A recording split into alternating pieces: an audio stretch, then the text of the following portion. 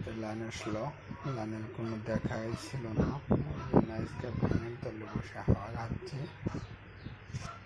আর আমার বাংলাদেশ, ইন্ডিয়া, পাকিস্তান, আফগানিস্তানের খেলা দেখে ভোর হয়ে গেলাম। কালকে বাংলাদেশ ইন্ডিয়া খেলা দেখলাম।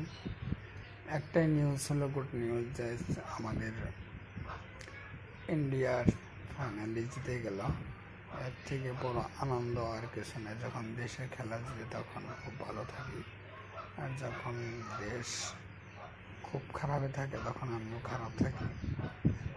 নরেন্দ্র মোদী টানারিয়া বহুত ভালো কাম করে আছে। এই জন্য আমাদের লাইনের সার্ভিসটাও খুব ভালো। জয় অহম, আমি আসামের ছেলে, আমি বাংলা বলতে পারি, ওই জন্য বাংলাতে আমি এসএমএস দিই, যার দিন আমার বাংলাদেশের ভাইদের, আমার আসামের কিছু বাঙালি ভাইদেরকে বোঝাসে। সবাই দোয়া করবেন, সবাই নামাজ